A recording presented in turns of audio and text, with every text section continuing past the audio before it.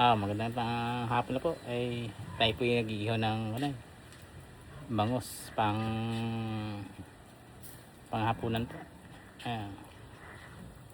Makita ko po sa inyo yung ihaw.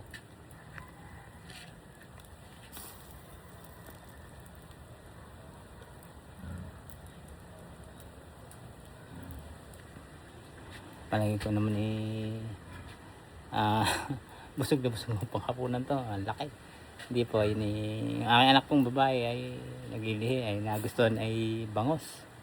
Kaya inihanap ko po kung saan meron, kasi kaya talaga bilang isang ama ay talagang kung ano yung nagugustuhan ay talaga mong bibilhin nyo. Talagang nakakaranas po kung saan hahanapin. Ayan.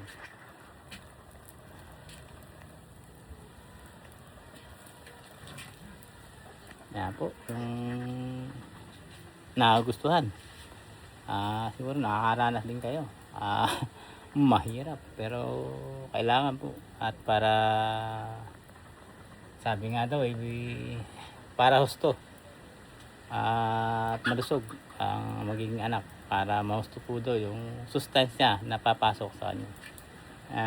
Ganyan po, bilang isang ama ay talagang obligado din kasali po sa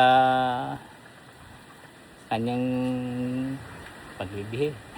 Kasali sa pagbili ng mga gusto, yung mga gusto.